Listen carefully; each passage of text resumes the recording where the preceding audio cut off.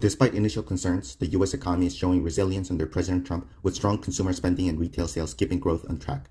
Although soft survey data remains weak, actual economic activity, hard data, continues to outperform gloomy forecasts. The tariffs, introduced as part of Trump's Liberation Day agenda, may have sparked uncertainty, but they've also encouraged companies to invest in productivity and supply chain flexibility. Recent data suggests that fears of an imminent recession are overblown, as new manufacturing orders are rising and businesses continue to move forward with key investments. As long as the government avoids major policy missteps, the economy appears positioned to successfully weather any short-term disruptions, validating Trump's assertive economic strategy. President Trump praised Elon Musk during a celebratory Oval Office farewell, highlighting Musk's transformative impact on government operations through the Department of Government Efficiency. Musk, expressing deep commitment to public service, affirmed he would remain an advisor to Trump and described his cost-cutting mission as a lifelong philosophy. Under Musk's leadership, Doge reported saving taxpayers $175 billion, a historic achievement that aligned with long-standing conservative goals of shrinking government bureaucracy. Both Trump and Musk acknowledged the challenges of reforming entrenched systems but remained confident that long-term goals, including $1 trillion in savings, were still within reach.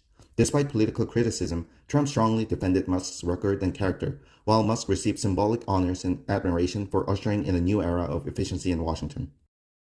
President Trump met with Federal Reserve Chair Jerome Powell to advocate for lower interest rates, arguing that current rates are putting the U.S. at a competitive disadvantage globally. Trump emphasized the need for pro-growth monetary policy, while Powell maintained the Fed's commitment to data-driven, non-political decision-making. The meeting highlighted Trump's proactive approach to addressing economic challenges, including concerns about inflation and employment impacts from global trade dynamics. By voicing strong support for rate cuts, Trump demonstrated his focus on boosting the economy and ensuring America stays ahead of competitors like China.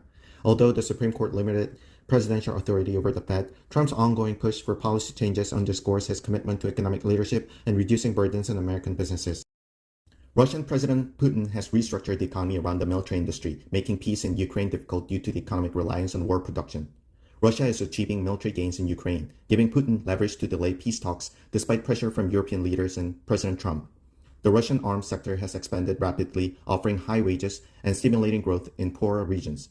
But this growth may be unsustainable post-war. Ending the war could risk internal instability, as demobilizing hundreds of thousands of soldiers and reducing military spending may provoke unrest. Analysts warn that without ongoing conflict, Russia's economy could stagnate and neighboring countries fear the war economy might be redirected toward them. A federal judge temporarily blocked the Trump administration's decision to revoke Harvard University's ability to enroll international students. Harvard filed a lawsuit against the government, claiming the move was unconstitutional and would harm thousands of students and scholars. The Department of Homeland Security had revoked Harvard's certification under the student visa program, citing safety concerns and alleged ties to anti-Semitism and foreign agitators. The judge's temporary restraining order allows Harvard to continue enrolling international students while the case proceeds. The Trump administration criticized the court's interference, asserting that immigration and national security decisions fall under executive authority. President Donald Trump's private clubs, particularly Mar-a-Lago and Bedminster, have become major profit centers during his second term, with initiation fees rising significantly to as much as $1 million. These clubs serve as gathering spots for wealthy donors and business people seeking influence over White House policy, including cryptocurrency executives, lobbyists, and pardon seekers. A controversial gala dinner for Trump meme coin holders, many of whom are foreign, is set to be held at one of Trump's clubs, raising ethics and security concerns. Despite internal objections, Trump insists the event is a private business engagement and not officially connected to the White House, though critics argue it blurs ethical boundaries. Trump's direct involvement in promoting his clubs and events for personal profit while in office is unprecedented, according to historians, and has led to accusations of leveraging the presidency for financial gain. Former President Joe Biden has been diagnosed with aggressive stage 4 prostate cancer that has spread to his bones, raising concerns about how it went undetected despite top-tier medical care.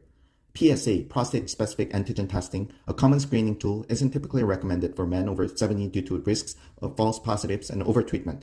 Biden's screening history is unknown. Experts note that while most prostate cancers are caught with PSA tests, rare aggressive forms may not be, and symptoms often don't appear until late stages. The diagnosis has triggered political scrutiny, with Donald Trump questioning the delay and a House committee probing possible concealment of Biden's health issues. Though likely incurable, Biden's hormone-sensitive cancer may respond to treatment, and he will likely manage it for the rest of his life.